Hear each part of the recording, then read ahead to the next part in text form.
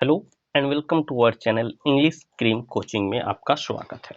तो चलिए अब हम लोग आगे बढ़ते हुए अब हम लोग एम्फेटिक प्रोनाउन के बारे में पढ़ेंगे। इससे पहले जितने भी वीडियो बन चुके हैं आप उसे सबसे पहले पढ़ लें, उस वीडियो को देखें और सही से उसे पढ़ें। ठीक है, आपको यहाँ तक आना है, उस वीडियो को देखते आपको पूरे अच्छे से समझ में आ जाएगा। ठीक है, तो चलिए बिना देर के स्टार्ट करते हैं। अब हम लोग का नया टॉपिक है इम्फेटिक प्रोनाउन। ठीक है, क्या है? Emphatic pronoun. Emphatic pronoun. Emphatic pronoun क्या होता है? चलिए डिफिनेशन देख लेते हैं। A word used eight a word used eight the place of noun eight the place of noun that emphasizes the that emph that emphasizes the noun is called the noun is called that emphasizes the noun is called emphatic pronoun. emphatic pronoun। ठीक है, चलिए इसको समझते हैं क्या कह रहा है कि emphatic pronoun क्या होता है। तो ए वर्ड एक शब्द use at the place of noun जो नाउन की जगह पर यूज हो। एक शब्द जो नाउन की जगह पर यूज हो, प्रयोग हो। डेट emphasizes द नाउन जो नाउन पर जोर डालता हो। डेट emphasizes द नाउन जो नाउन पर जोर डालता हो इज कॉल्ड emphatic pronoun। उसे क्या कहते हैं? तो emphatic pronoun कहते हैं। ठीक है, एक बार और। ए वर्ड एक शब्द used eight the place of noun जो नाउन के जगह पर प्रयोग हो। डेट emphasizes जो जोर डालता है द नाउन नाउन पर इज कॉल्ड emphatic pronoun। उसे क्या कहते हैं? emphatic pronoun कहते हैं। ठीक है, चलिए एग्जाम्पल देख लेते हैं। Example my shelf, your shelf, themselves, etc। ठीक है, चलिए फैक्ट्स नंबर 1 लिखते हैं। Important facts about emphatic pronoun. Headline डालेंगे important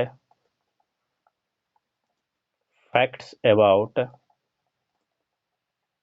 important facts about emphatic pronoun. Important facts about emphatic pronoun. Facts number 1। Facts number 1 क्या है देख लेते हैं कि each and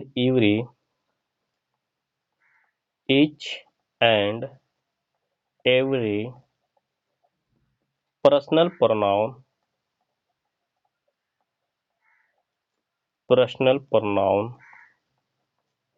each and every personal pronoun gets its particular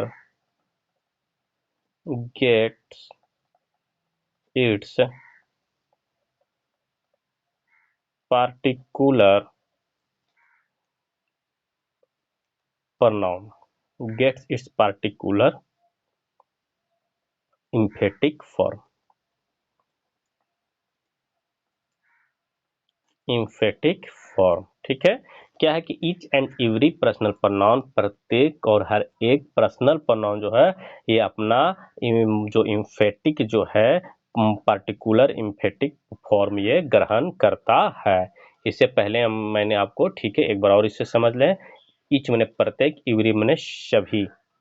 each and every प्रत्येक जो है personal pronoun gets its particular emphatic form अपना खास तौर पर ये emphatic फॉर्म लेते हैं। ठीक है, इससे पहले मैंने आपको पढ़ा चुका था। जैसे आई के साथ क्या होता है? तो माई सेल्फ लगता है। ही का हिमसेल्फ होता है।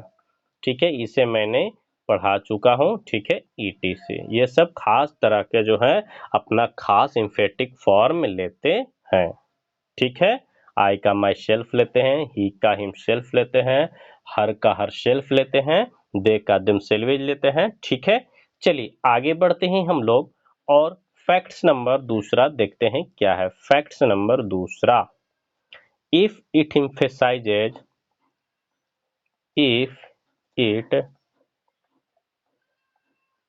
if it emphasizes subject comes just after the comes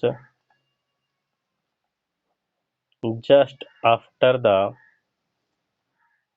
subject, and if it emphasizes and if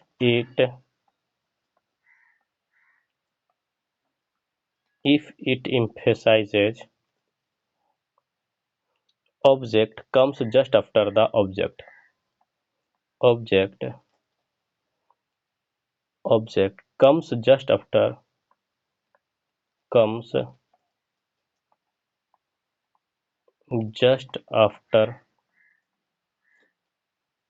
the object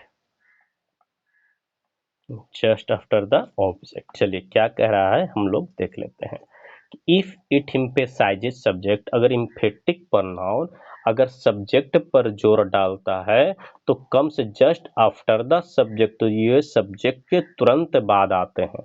अगर सब्जेक्ट पर जोर डाला जाए तो इम्फेटिक प्रोनाउन सब्जेक्ट के तुरंत बाद आते हैं। अगर ऑब्जेक्ट पर जोर डाला जाए तो इम्फेटिक प्रोनाउन ऑब्जेक्ट के तुरंत बाद आते हैं। ठीक है, अगर सब्जेक्ट पर इसको जोर इम्फेसाइज किया जाए, जोर डाला जाए, तो ये सब्जेक्ट के तुरंत बाद आते हैं। और अगर ऑब्जेक्ट पर ये जोर डाला जाए तो ये ऑब्जेक्ट के तुरंत बाद आते हैं। ठीक है, चलिए एग्जाम्पल हम लोग ले लेते हैं। Example, I himself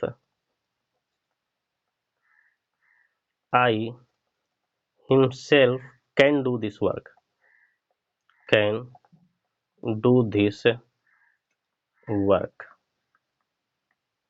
I himself, I के साथ क्या होता है तो माई सेल्फ होता है दोस्तों। आई के साथ क्या होता है माई सेल्फ होता है। यहाँ पास जो है पर्सनल प्रोनाउन माई सेल्फ होगा तो ये यहाँ पास गलत हो गया, तो सेंटेंस पूरा गलत हो गया दोस्तों। तो क्या हो जाएगा, I my self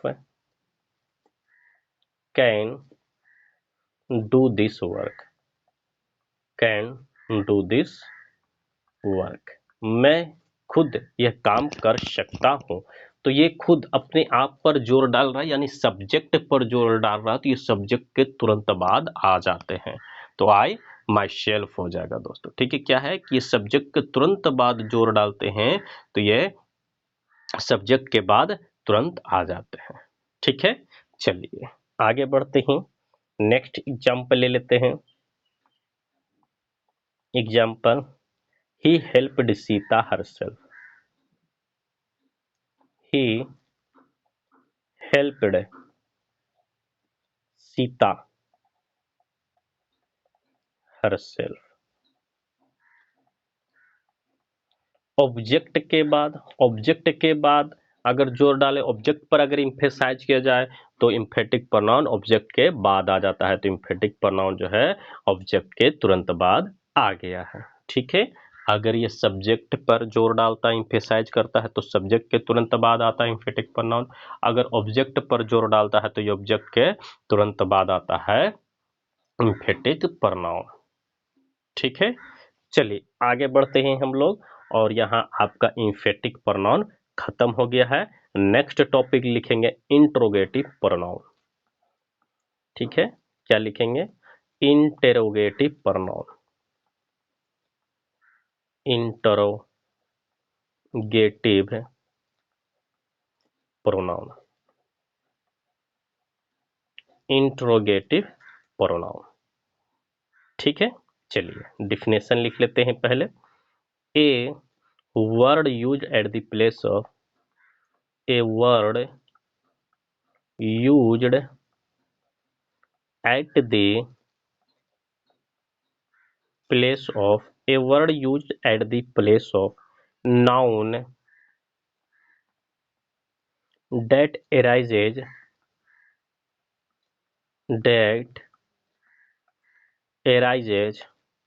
question for that arises question for question for the noun. Question for the noun is called interrogative pronoun. Is called interrogative pronoun. ठीक है, चलिए डेफिनेशन समझ जाते हैं क्या है इंट्रोगेटिव प्रोनाउन का डेफिनेशन क्या है। चलिए देख लेते हैं कि a word used eight the place of noun, एक शब्द जो नाउन के जगह पर प्रयोग होता है। ठीक है, दैट एराइजेज क्वेश्चन, जो प्रश्न को उठाता है, क्या करता है, जो प्रश्न को उठाता है, फॉर द नाउन, नाउन के लिए उठाता है, जो प्रश्न नाउन के लिए उठाता है उसे क्या कहा जाता है, तो इज कॉल्ड इंट्रोगेटिव प्रोनाउन। एक शब्द ही जो नाउन के जगह पर प्रयोग होता है और नाउन के लिए प्रश्न को उठाता है उसे क्या कहा जाता है, तो इंट्रोगेटिव प्रोनाउन कहा जाता है। ठीक है, क्या कहा जाता है, तो इंट्रोगेटिव प्रोनाउन कहा जाता है। ठीक है, चलिए एग्जाम्पल देख लेते हैं क्या है। Example, who was, which, whom, what, it is. ठीक है, ये सब क्या है कि ये जो है नाउन के जगह पर इस्तेमाल होते हैं और ये जो प्रश्न जो है अपने नाउन के लिए उठाते हैं इसे कहते हैं इंट्रोगेटिव प्रोनाउन। ठीक है, चलिए लिखिए नया टॉपिक कि important facts about interrogative pronoun. Important facts about interrogative pronoun. Interrogative pronoun, important facts about interrogative pronoun. ठीक है, चलिए पहला लिख लीजिए।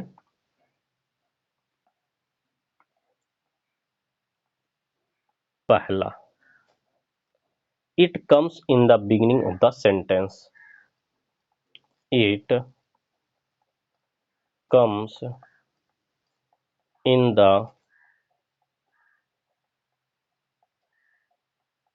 Beginning of the sentence. It comes in the beginning of the sentence. यह जो है इंट्रोगेटिव प्रोनाउन जो है शब्द के या वाक्य के शुरू में आते हैं। क्या आते हैं, इंट्रोगेटिव प्रोनाउन जो है वाक्य के शुरू में आते हैं। ठीक है, चलिए फैक्ट्स नंबर दूसरा। ठीक है, क्या है कि ये वाक्य के शुरू में आते हैं। ठीक है, चलिए दूसरा फैक्ट्स देख लेते हैं हम लोग। दूसरा फैक्ट्स क्या है, facts number 2, it gets it it gets question mark, it gets question mark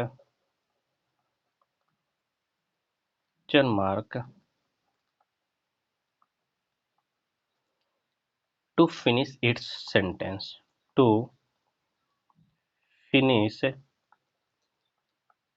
its sentence। क्या कह रहा है कि ये क्वेश्चन मार्क लेते हैं, इट गेट्स क्वेश्चन मार्क, ये क्वेश्चन मार्क लेते हैं अपने वाक्य को समाप्त करने के लिए। ठीक है, इंट्रोगेटिव प्रोनाउन क्या करते हैं कि ये क्वेश्चन मार्क लेते हैं क्या करने के लिए, वाक्य को एंड करने के लिए, वाक्य को खत्म करने के लिए, फिनिश करने के लिए। ठीक है, चलिए फैक्ट्स नंबर 3 देख लेते हैं। ठीक है, facts number 3, it shows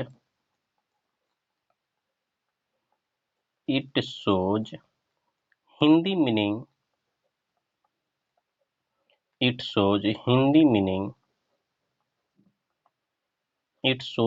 meaning with का।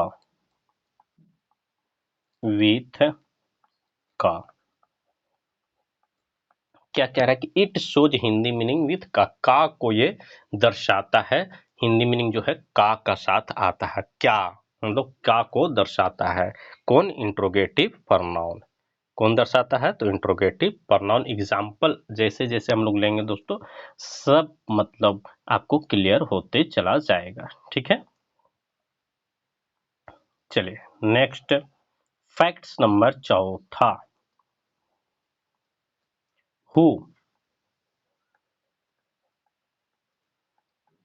Who comes to arise, who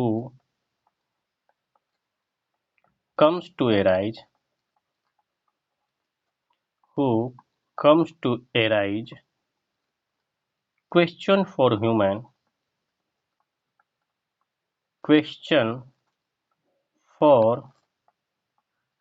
human being, human being,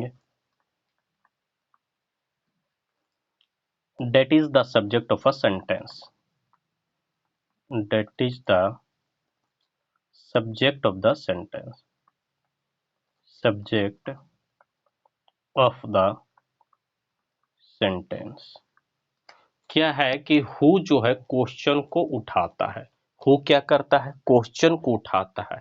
किसके लिए? तो फॉर ह्यूमन बीइंग, आदमी के लिए, मानव के लिए अगर कोई क्वेश्चन करता है तो कौन सा शब्द है? तो हु है। कौन सा शब्द है?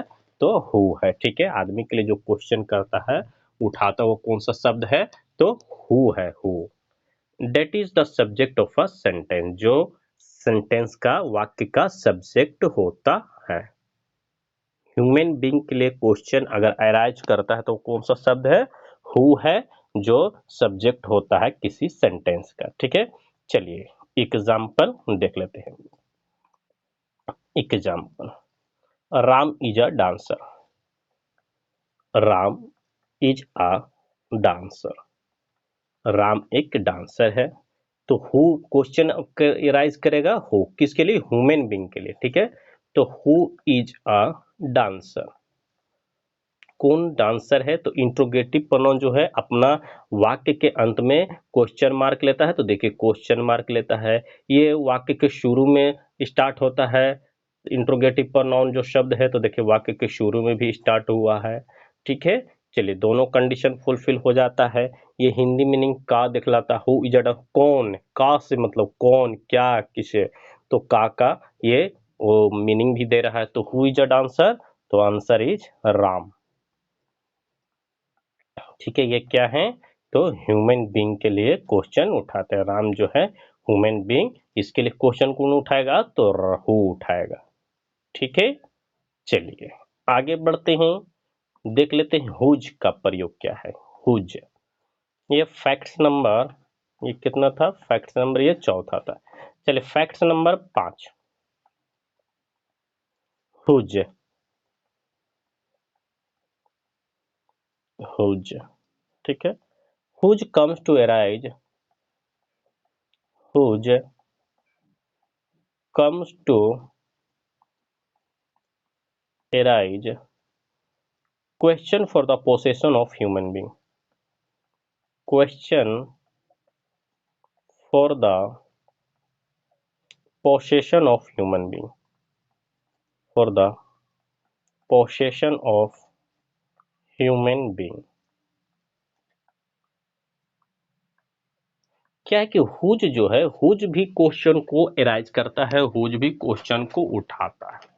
हुज भी क्या करता है? क्वेश्चन को, प्रश्न को उठाता है। किस लिए उठाता है? तो फॉर द पोसेशन, अधिकार ऑफ ह्यूमन बीइंग, आदमी के अधिकार के लिए अगर कोई क्वेश्चन, कोई प्रश्न उठाता है तो वो है हुज। क्या है वो शब्द? हुज है। ठीक है, अगर आदमी के लिए अगर क्वेश्चन उठाता है ह्यूमन बीइंग के लिए तो वो है हु, और आदमी के अधिकार के लिए अगर कोई प्रश्न उठाता है तो वो है हुज। ठीक है, चलिए एग्जाम्पल हम लोग देख लेते हैं। Example, Ram's brother is a dancer. Ram's brother is a dancer. Ram का भाई एक डांसर है। क्या है? राम का भाई जो है एक डांसर है। ठीक है, चलिए अब क्वेश्चन उठाएगा। तो अभी इंट्रोगेटिव प्रोनाउन पढ़े हैं कि ये शुरू में आता है, तो चलिए शुरू में लिख देते हैं। तो whose brother is a dancer. Whose brother is a dancer. Last में इंट्रोगेटिव मार्क लेते हैं, क्वेश्चन मार्क लेते हैं, तो क्वेश्चन मार्क भी आ गया और ये WH वर्ड शुरू में भी आ गया। ठीक है, और इसका मीनिंग क्या होता है? तो whose brother is a dancer, किसका भाई डांसर है। पोसेशन अधिकार दिखला रहा कि भाई भाई, किसका भाई डांसर है? तो राम्स ब्रदर। इसका आंसर क्या हो जाएगा? तो राम्स ब्रदर, राम का भाई, राम्स ब्रदर। अधिकार दिखला रहा, राम का भाई, अधिकार दिखलाना, पोसेशन दिखलाना। तो पोसेशन अगर ह्यूमन बींग के लिए दिखलाया जाए तो उसके लिए अगर कोई क्वेश्चन उठाता है तो वो कौन है? तो हुज है। हुज जो है क्वेश्चन को एराइज करता है। ठीक है, क्या करता है? क्वेश्चन को एराइज करता है। कौन है? हुज। ओके, चलिए नेक्स्ट, हुम। फैक्ट्स नंबर 6, हुम। हुम के बारे में पढ़ लेते हैं। किन्हें? whom comes to arise question for human, question for human being, human being, that is the object of a sentence, that is the object of a sentence।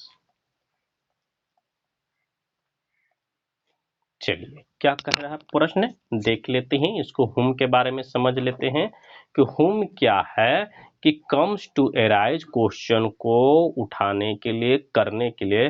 Question for human being, human being के लिए question करता है। That is the object of a sentence, जो object हो sentence का उसके लिए question कौन करेगा?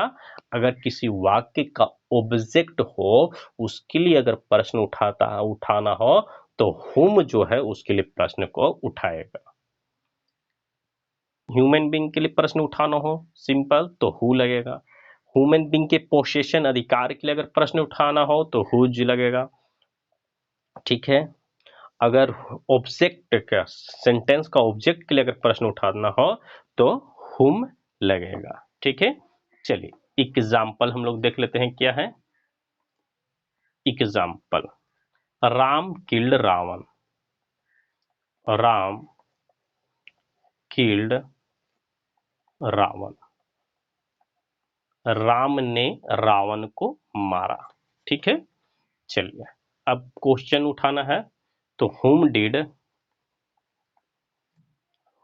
did Ram killed.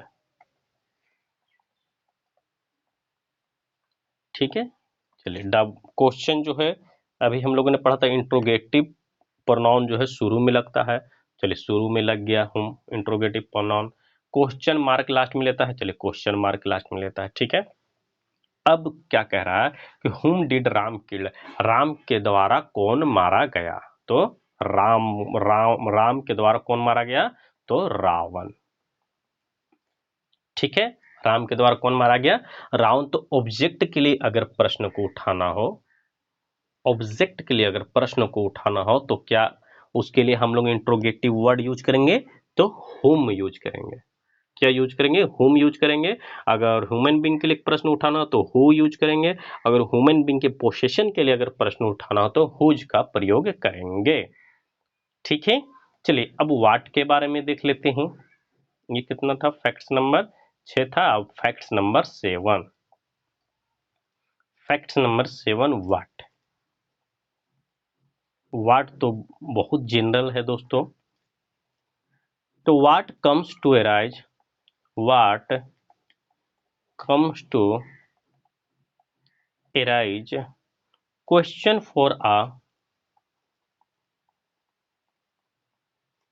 question for a non-living, for a non-living neuter gender, neuter gender, that is the subject of a sentence, that is the subject of a sentence।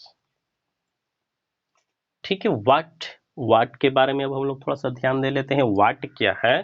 तो what comes to arise, वाट जो है प्रश्न को उठाता है for a non living, निर्जीव के लिए, न्यूटर जेंडर के लिए, निर्जीव के लिए अगर प्रश्न को उठाना हो तो क्या हम लोग यूज करेंगे?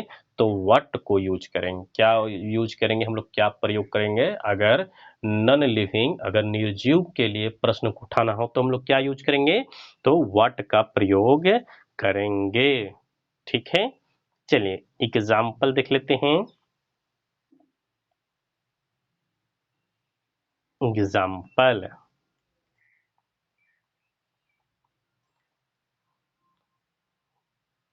Plastic is burning in this room, plastic is burning in this room, plastic जो है इस रूम में जल रहा है। ठीक है, अब नॉन लिविंग के लिए, और ये सब्जेक्ट भी होता है, सब्जेक्ट के लिए भी ये प्रश्न उठाता है, नॉन लिविंग सब्जेक्ट होता है। ठीक है, तो प्लास्टिक क्या है? नॉन लिविंग है और सब्जेक्ट भी है, तो इसके लिए प्रश्न कौन उठाएगा? तो व्हाट उठाएगा, व्हाट उठाएगा। तो व्हाट को हम लोग लिख लेते हैं। ठीक है, ठीक है, तो what is burning in this room, what is burning in this room, इस रूम में क्या जल रहा है। इंट्रोगेटिव प्रोनाउन शुरू में आते हैं, शुरू में आ गया, लास्ट में ये जो है क्वेश्चन मार्क लेते हैं तो क्वेश्चन मार्क ले लिए। ठीक है, और इनका मीनिंग का से स्टार्ट होता है। तो what is burning in this room, इस रूम में क्या जल रहा है? तो आंसर क्या हो जाएगा? तो प्लास्टिक। क्या जल रहा है? प्लास्टिक। तो नॉन लिविंग के लिए क्वेश्चन कौन उठाता है? तो व्हाट जो है नॉन लिविंग के लिए क्वेश्चन को एराइज करता है। ठीक है, चलिए फैक्ट नंबर 7 था, फैक्ट नंबर 8 लिखेंगे। Fact number 8, what comes, what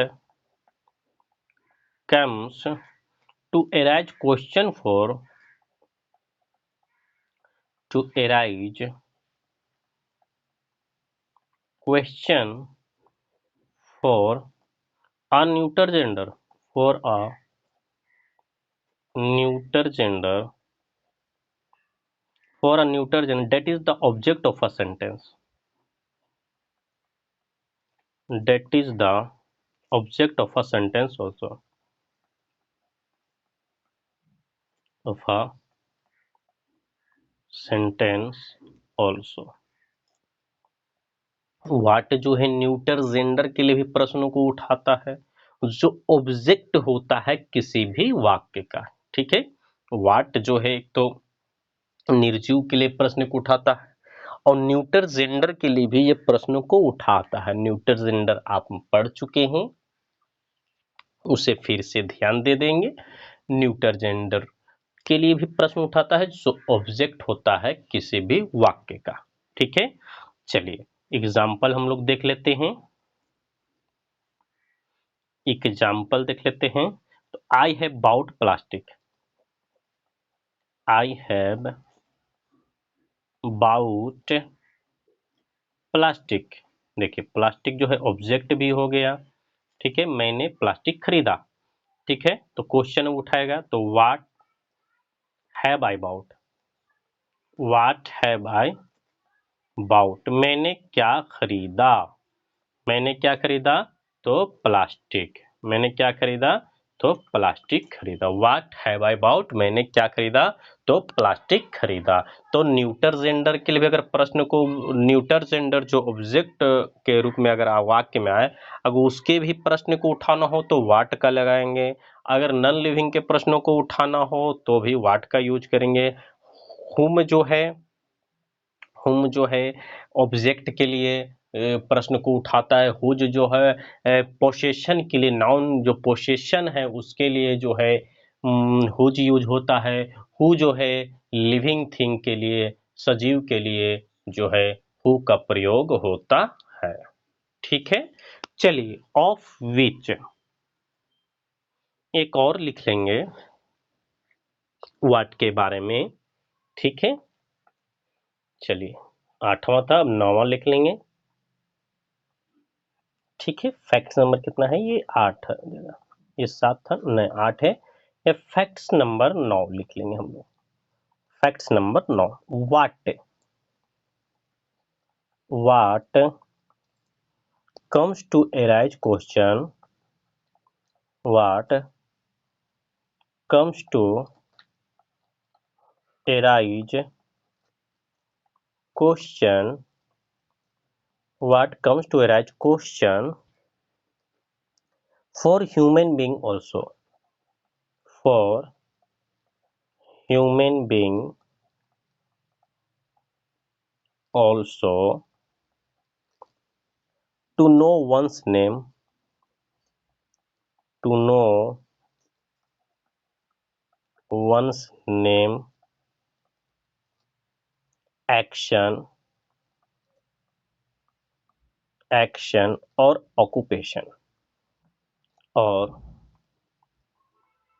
occupation। ठीक है, क्या है कि व्हाट जो है, व्हाट ह्यूमन बीइंग के लिए प्रश्नों को उठाता है, व्हाट जो है ह्यूमन बीइंग के लिए भी प्रश्नों को उठाता है। क्या करने के लिए, जानने के लिए, उस नाम जानने के लिए, कार्य को जानने के लिए और उसके पेशा को जानने के लिए व्हाट जो है ह्यूमन बीइंग के लिए भी प्रश्नों को उठाता है। क्या क्या जान सकते हैं आप, उसका नाम जान सकते हैं, उसका पेशा जान सकते हैं, उसका कार्य जान सकते हैं, इसके लिए व्हाट भी प्रश्नों को उठाता है। ठीक है, जैसे example, example what is your name, what is your name.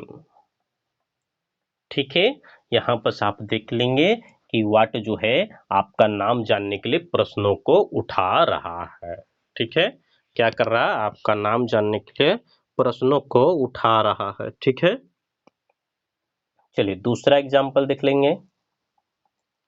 What is your father, what is your father, आपके पिता क्या करते हैं, क्या हैं। ये भी प्रश्न को आपके पिता के पेशे को जानने के लिए, उनके काम को जानने के लिए व्हाट जो है प्रश्न को उठा रहा है। ठीक है, व्हाट जो ह्यूमन बीइंग के लिए प्रश्न को उठाता है, क्यों उठाता है, तो उसके नाम जानने के लिए, उसका पेशा जानने के लिए, उसका कार्य को जानने के लिए। ठीक है, चलिए next facts number 10, facts number 10, of which, of which. ठीक है, of which, of which, of which comes to arise question, to arise question, to arise question for the possession of a, for the possession of a, of which, sorry, of which comes to arise question for the possession of a neuter gender, of a neuter gender। ठीक है, of which जो है ये प्रश्नों को उठाता है, किसके लिए, तो of which comes to arise question, प्रश्नों को उठाता है किसके लिए, possession of a neuter gender, neuter gender के संबंधों को, अधिकारों को दिखाने के लिए अगर कोई प्रश्न उठाता है वो है ऑफ विच। ऑफ विच क्या है कि न्यूटर जेंडर के अधिकारों या उसके संबंधों को दिखाने के लिए अगर प्रश्न को उठाता तो वो क्या है, तो ऑफ विच है। ओके, चलिए एग्जाम्पल देख लेते हैं।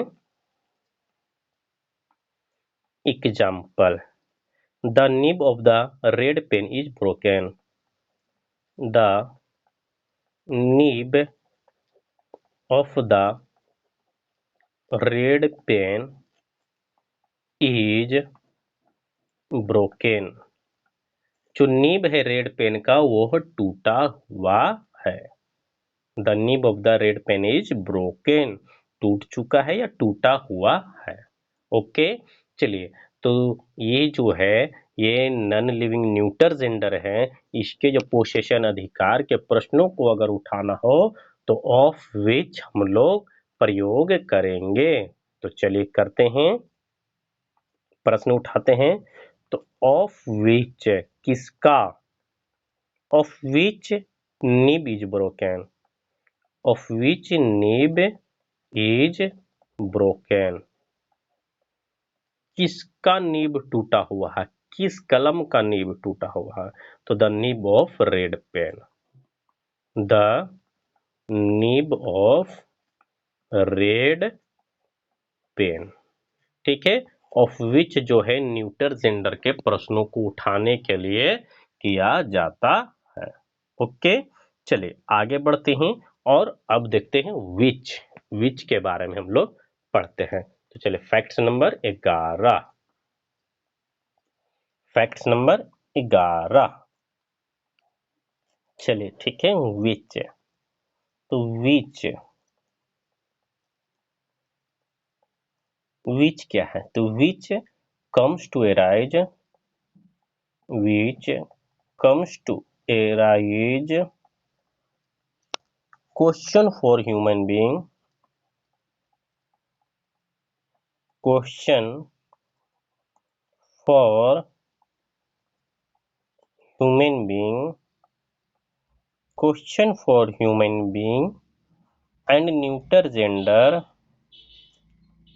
and neuter gender and neuter gender both to make a question plus selection, both to make a question plus selection,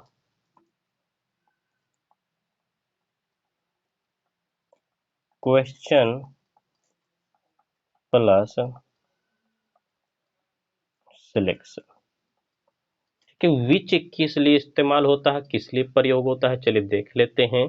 तो which comes to arise question, प्रश्नों को उठाता है, ठीक है, फॉर ह्यूमन बीइंग, मनुष्य के लिए, निर्जीव सजीव के लिए, एंड न्यूटर जेंडर और न्यूटर जेंडर के लिए, बोथ दोनों के लिए उठाता है। क्यों, which to make a selection plus to make a to make a question plus selection, question और सिलेक्शन दोनों को एक साथ है उठाने के लिए विच का प्रयोग करते हैं। और विच जो है ह्यूमन बीइंग और न्यूटर जेंडर दोनों के लिए वो क्वेश्चन को उठाता है।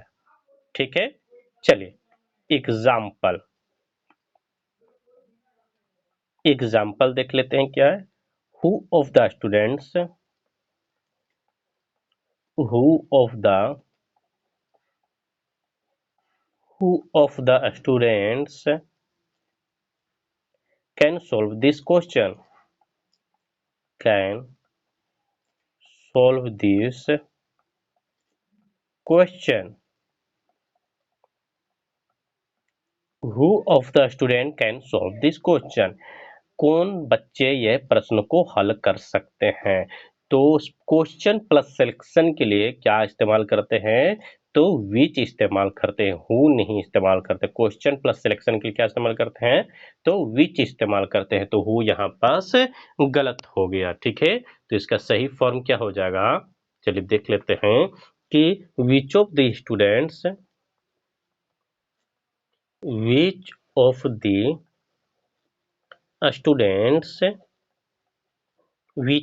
students can solve this question, can solve this question. Which of the students can solve this question? कौन प्रश्नों को हल करेगा? ठीक है, क्वेश्चन प्लस सिलेक्शन को दिखाने के लिए किसका इस्तेमाल करते हैं? तो विच का। किसका इस्तेमाल करते हैं? विच का। ठीक है, एक और एग्जाम्पल ले लेते हैं। चलिए next example, what of the pens, what of the pens is running well, is running well. What of the pens is running well? इनमें से कौन कलम जो है अच्छा चल रहा है? कौन कलम से अच्छा लिखा रहा है? What of the pens is running well? But अभी हम लोगों ने पढ़ा कि क्वेश्चन प्लस सिलेक्शन को दर्शाने के लिए हम लोग विच का प्रयोग करते हैं, और विच जो है ह्यूमन बीइंग और न्यूटर जेंडर दोनों के लिए प्रयोग होता है। तो क्या हो जाएगा? तो यहाँ पर वाट नहीं होगा, वाट गलत हो गया दोस्तों। क्या हो जाएगा? तो which of the pens, which of the pens is running well, which of the pens is running well. इनमें से कौन सा कलम अच्छी तरह से, पेन्स इज या आर कर लेंगे दोस्तों। ठीक है, पेन रहेगा तो इज और पेन्स रहेगा तो are. Which of the pens are running well, इनमें से कौन से कलमें अच्छे से चल रहे हैं। ओके, ठीक है। चलिए, यहाँ आपका इंट्रोगेटिव प्रोनाउन खत्म होता है। अब हम लोग नए टॉपिक रिलेटिव प्रोनाउन को पढ़ेंगे। ठीक है, तो चलिए हेडिंग डालेंगे रिलेटिव प्रोनाउन। ठीक है, relative pronoun.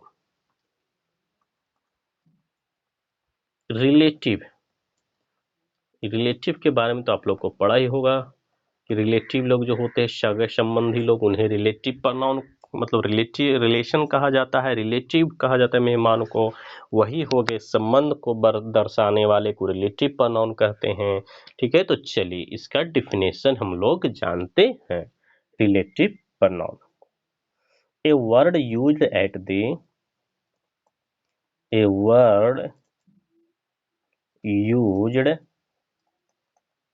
The place of noun, at the place of noun that makes relation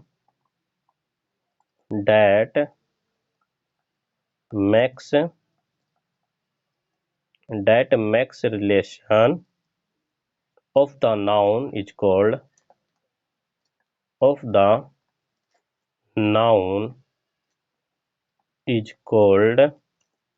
relative pronoun। Relative pronoun. ठीक है, क्या कह रहा है कि a word used eight the place of noun, एक शब्द जो नाउन के जगह पर प्रयोग होता है, डेट मैक्स रिलेशन, जो संबंधों को बनाता है, ऑफ द नाउन, नाउन के संबंधों को बताता है, दिखाता है, उसे क्या कहते हैं? रिलेटिव प्रोनाउन कहते हैं। A word use at the place of noun, noun की जगह पर एक शब्द का प्रयोग, that makes relation of the noun, जो नाउन के संबंधों को बनाता है, उसे क्या कहते हैं? रिलेटिव प्रोनाउन कहते हैं। ठीक है, example, who, which, was, etc.. अभी आप कह सकते हैं कि इससे पहले सर हमने पढ़ा था इंट्रोगेटिव प्रोनाउन, तो उसमें भी यही एग्जाम्पल था दोस्तों। इंट्रोगेटिव प्रोनाउन जो है वो शुरू में ही इंट्रोगेटिव वर्ड लेते हैं और लास्ट में सेंटेंस को फिनिश करने के लिए क्वेश्चन मार्क लेते हैं। ठीक है, चलिए अब हम लोग यूजेज पढ़ेंगे, ठीक है, ये सब का यूजेज पढ़ेंगे। हु वो आपने इंट्रोगेटिव प्रोनाउन में पढ़ा था, ठीक है। चलिए अब हम लोग यूजेज पढ़ेंगे, usages of relative pronoun. Usages usages usages सही से लिख देते हैं, usages of relative pronoun. Usages of relative pronoun. Who पहला लिखेंगे हम लोग, क्या लिखेंगे, तो हु लिखेंगे, हु। इससे पहले आप लोगों ने पढ़ लिया है, अब यहाँ भी इसको आप पढ़ें ताकि आपका कॉन्फिडेंस लेवल हाई पे रहे और आपको ज्यादा समझ में आए, क्योंकि दोनों जगह आपको पढ़ना है, इंट्रोगेटिव प्रोनाउन में भी पढ़ना है, आपको रिलेटिव प्रोनाउन में इसका प्रयोग जो है, इसका यूज पढ़ना है, ठीक है। तो चलिए हु कम्स एज रिलेटिव, वहां क्या था कि प्रश्न को उठा रहा था, अब यहाँ क्या है कि ये रिलेशन को बताएगा, बस यही अंतर है दोस्तों, ये ध्यान रखें कि वो एक ही चीज नहीं था, वहां क्या कर रहा था कि प्रश्नों को उठा रहा था, वहां क्या कर रहा था, प्रश्नों को उठा रहा था, यहाँ क्या करेगा कि यहाँ रिलेशन को बताएगा, संबंधों को बताएगा, ठीक है। तो who comes as relative, who comes as relative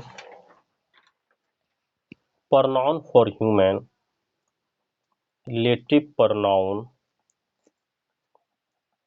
for human being, that is the subject of a sentence, that is the subject of a sentence, subject of a sentence। क्या कह रहा है कि who जो है comes as relative pronoun के तरह आते हैं for human being, मनुष्य के लिए, that is the subject of a sentence, जो वाक्य का सेंटेंस होता है। who comes as relative pronoun, who जो है रिलेटिव प्रोनाउन के तरह आते हैं फॉर ह्यूमन बीइंग के लिए आते हैं, that is the subject of a sentence, जो वाक्य का सब्जेक्ट होता है, ठीक है। चलिए example Ram which is a dancer is my friend, Ram which is a dancer is my friend, is my friend. Ram which is a dancer is my friend, अभी हम लोगों ने पढ़ा कि ह्यूमन बीइंग के लिए क्या आता है, तो हु आता है रिलेशन दिखलाने के लिए, तो यहाँ पर विच आया है, तो ये क्या हो गया, गलत हो गया दोस्तों। सही क्या हो जाएगा, तो Ram who is a dancer, who is a dancer is my friend, is my friend. Ram who is a dancer is my friend, relation को दिखलाने के लिए ह्यूमन बीइंग में क्या आता है, तो हु का प्रयोग होता है, ठीक है। चलिए दूसरा हुज, दूसरा आप लिखेंगे हुज। वहां क्या कर रहा था, ये सब शब्द वहां प्रश्नों को उठा रहे थे, यहाँ क्या है कि रिलेशन को बता रहे हैं, ठीक है। इंट्रोगेटिव प्रोनाउन में क्या कर रहे थे कि प्रश्नों को उठा रहे थे, और ये यहाँ क्या है कि रिलेशन को बता रहे हैं, ओके। चलिए whose, whose comes as, whose comes as relative for the, relative for the possession of human being, for the possession of human being, क्या क्या हुज जो है, हुज क्या कर रहा है कि comes as relative for the possession of human being. ठीक है, चलिए हुज का देख लेते हैं। तो हुज कम्स एज रिलेटिव, रिश्ते को दिखाने के लिए, for the possession of human being, आदमी के, मनुष्य के अधिकार को, संबंधों को दिखाने के लिए कौन सा वर्ड आएगा? तो हुज आएगा। हुज आएगा कब? तो मनुष्य के अधिकारों को दिखाने के लिए क्या आएगा? तो हुज आएगा। ठीक है, चलिए एग्जाम्पल देख लेते हैं। Example, example, Ram which brother is a dancer is my friend. Ram which brother is a dancer, Ram which brother is a dancer is my friend. क्या कह, राम जिसका भाई डांसर है वह मेरा दोस्त है। Ram which brother is a dancer, Ram का जो भाई है जो डांसर वह मेरा दोस्त है।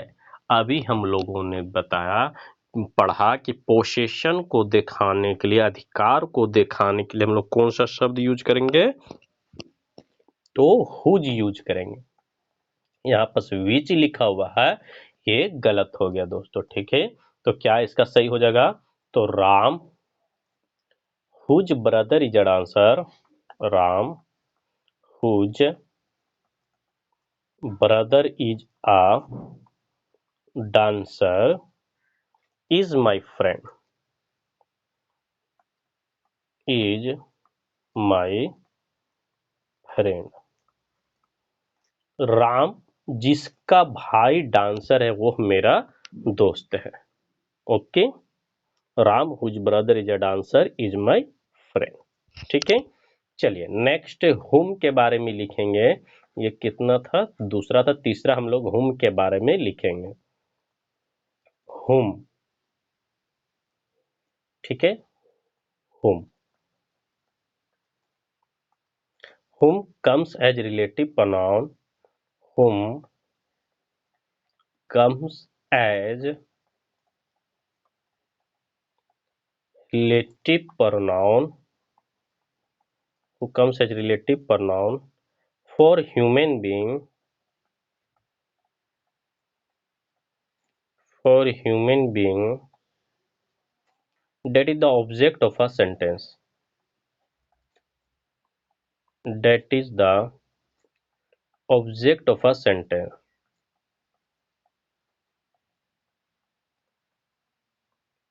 that is the object of a sentence। क्या कि whom जो है comes as relative pronoun, whom जो है relative pronoun के लिए आता है, relative pronoun के लिए आता है। for human being, मनुष्य के लिए, that is the object of a sentence, जो object हो sentence के लिए, वाक्य के लिए जो ऑब्जेक्ट हो उसके लिए रिलेटिव प्रोनाउन क्या आएगा? तो whom आता है। क्या आता है? whom आता है। ठीक है, चलिए एग्जाम्पल हम लोग देख लेते हैं। Example, I know the boy about whom you are talking. I know the boy whom I know the boy whom you are talking. मैं उस बच्चे को जानता हूँ जिसके बारे में, know the boy about whom you are talking, मैं उस बच्चे को जानता हूँ जिसके बारे में आप लोग बात कर रहे हैं। तो ऑब्जेक्ट रिलेशन को दिखाने के लिए कौन सा वर्ड आएगा? तो whom आता है। क्या आता है? whom आता है। ठीक है, चलिए एक नोट लिख लेंगे whom में, नोट लिखेंगे, नोट। नोट क्या? ध्यान रहे कि उपयुक्त स्थिति में, चलिए नोट लिखेंगे, ध्यान रहे कि, ध्यान रहे कि उपर्युक्त स्थिति में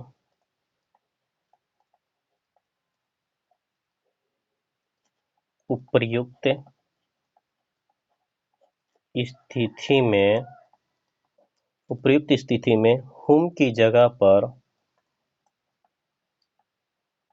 whom की जगह पर who का प्रयोग तब संभव है who का प्रयोग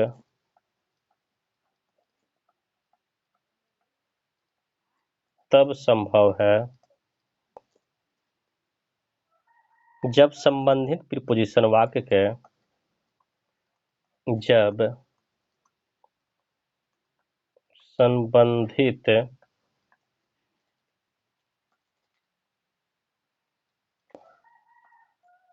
जब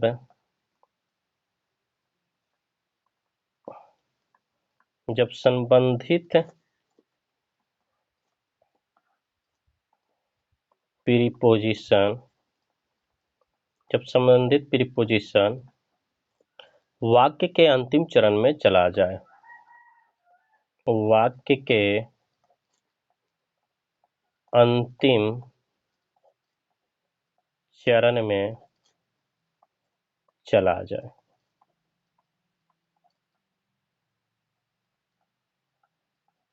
जब वाक्य के अंतिम चरण में चला जाए। ठीक है, क्या कह रहा है चलिए देखते हैं। ठीक है कि ध्यान रहे कि उपर्युक्त स्थिति में जो स्थिति हम लोगों ने अभी बताया कि whom जो है ऑब्जेक्ट के पोसेशन ऑब्जेक्ट के comes as relative pronoun for human being के लिए आता है that is the object of a sentence जो ऑब्जेक्ट का जो सेंटेंस का ऑब्जेक्ट हो उसके लिए क्या आता है रिलेशन दिखलाने के लिए तो whom आता है। अच्छा वही कह रहा है कि ध्यान रहे कि उपयुक्त स्थिति में whom की जगह पर who का प्रयोग हो सकता है कब हो सकता है कब हो सकता है कि जब संबंधित प्रीपोजिशन जब प्रीपोजिशन जो होगा वाक्य के अंतिम चरण में चल जाए तब आप whom की जगह who का प्रयोग कर सकते हैं। ठीक है जैसे example I know the boy I know the boy who you are talking about who you are talking about I know the boy who are talking about मैं उस छात्र को जानता हूं मैं उस लड़के को जानता हूं जिसके बारे में आप बात कर रहे हैं। अब देखें प्रीपोजिशन जो था अब लास्ट में आ गया तो whom के जगह क्या आ गया who आ गया दोस्तों whom के जगह क्या आ गया who आ गया। जब प्रीपोजिशन लास्ट में चला जाए तो आप whom के जगह who का प्रयोग कर सकते हैं कोई दिक्कत नहीं होगी।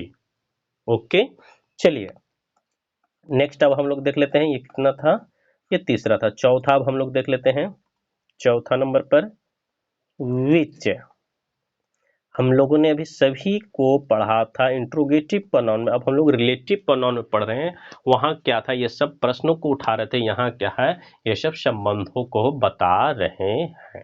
ठीक है which comes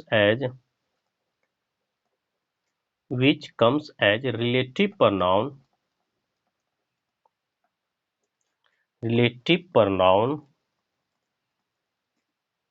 for a neuter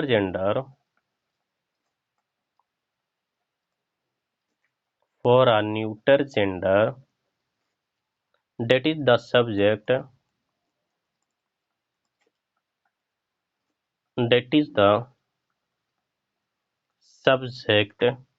or object of a sentence or object of a sentence क्या कह रहा है कि विच जो है कम्स एज रिलेटिव प्रोनाउन के लिए आता है फॉर अ न्यूटर जेंडर के लिए आता है, क्या आता है, विच। डेट इज द सब्जेक्ट और ऑब्जेक्ट ऑफ अ सेंटेंस है। न्यूटर जेंडर के लिए विच आता है, जो या तो सब्जेक्ट हो सकता है या ऑब्जेक्ट हो सकता है किसी भी वाक्य का। ठीक है, चलिए क्या हो सकता है, या तो सब्जेक्ट ही हो या ऑब्जेक्ट ही हो किसी भी वाक्य, उसके लिए क्या आएगा, रिलेटिव प्रोनाउन विच आएगा। ठीक है, example,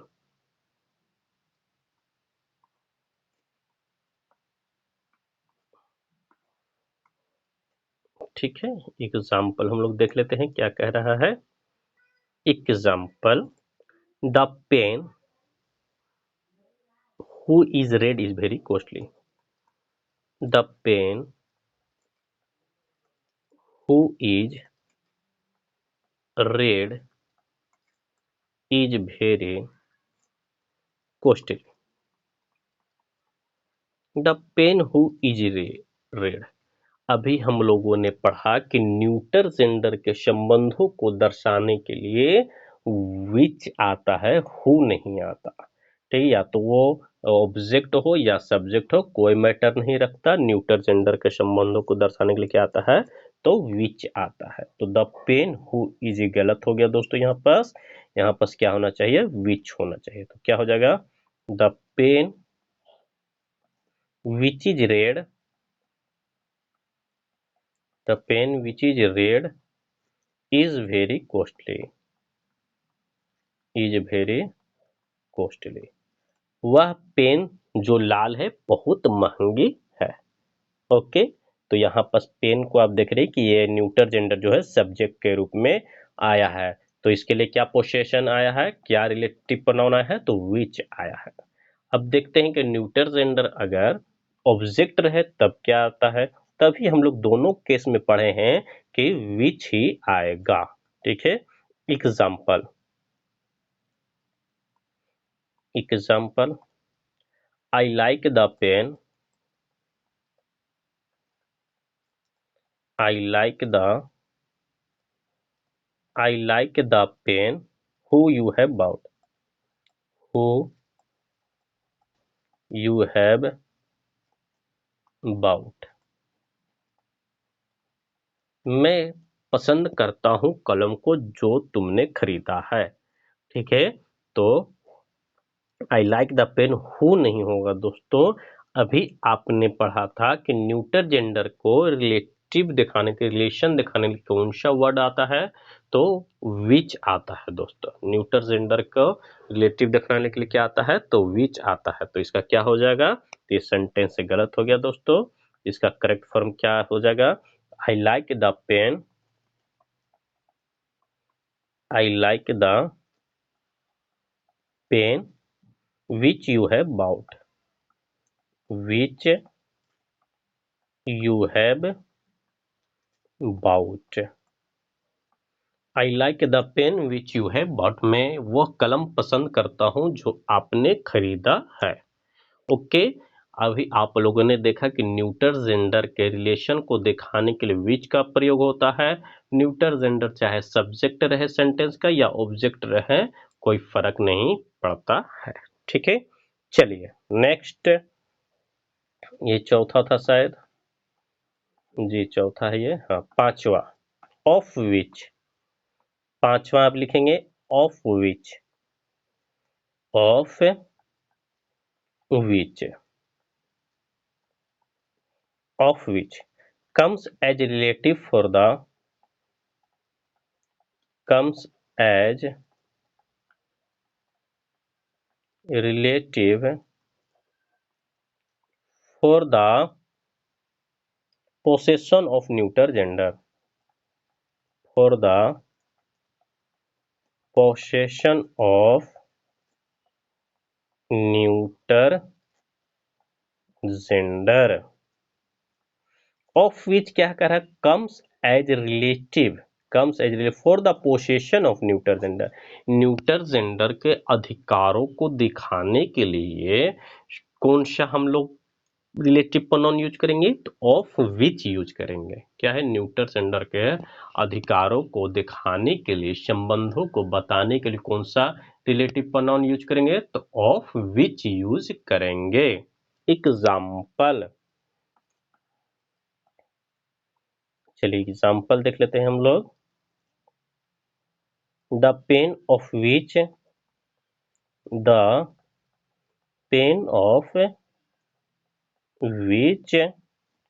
nib is broken, which nib is broken is not running,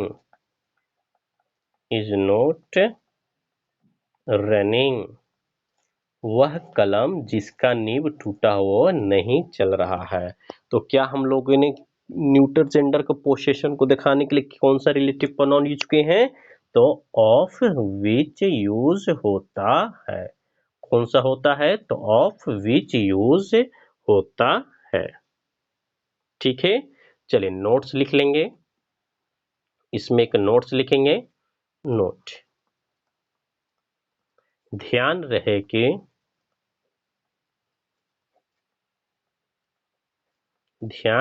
कि उपर्युक्त स्थिति में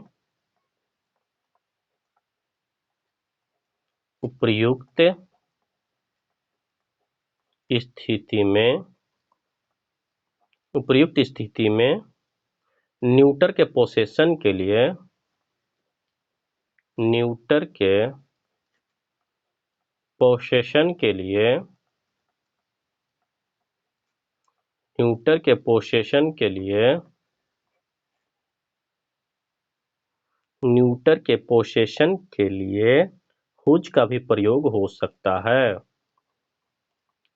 हुज का भी प्रयोग हो सकता है। कभी प्रयोग हो सकता है और दोनों की उपस्थिति में बेहतर प्रयोग हुज का ही माना जाएगा। और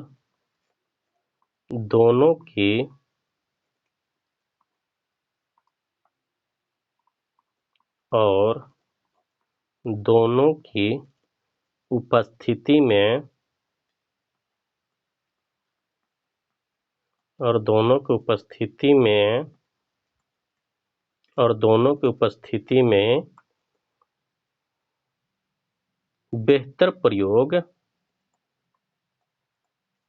बेहतर प्रयोग हुज का ही माना जाता है। हुज का ही माना जाता है। ठीक है, क्या कह रहा है देख लेते हैं। कि नोट है कि ध्यान रहे कि उपर्युक्त स्थिति में न्यूटर के पोसेशन के लिए, न्यूटर के अधिकार के लिए हुज का भी प्रयोग हो सकता है। हुज का भी प्रयोग हो सकता है, कोई दिक्कत नहीं है। आप ऑफ विच लिखे या हुज लिखे, कोई दिक्कत नहीं है। और दोनों की उपस्थिति में, अगर दोनों की उपस्थिति रहे तो हुज का प्रयोग जो है उसे ज्यादा अच्छा माना जाता है। दोस्तों, दोनों की उपस्थिति में बेहतर प्रयोग जो है हुज का ज्यादा अच्छा माना जाता है। ठीक है, दोनों की स्थिति में हुज का जो प्रयोग है दोस्तों ज्यादा अच्छा माना जाता है। ठीक है, चलिए एग्जाम्पल हम लोग लिख लेते हैं। क्या है example? The pen whose nib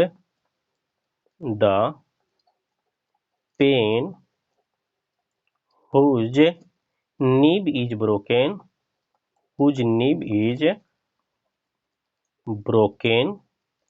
is not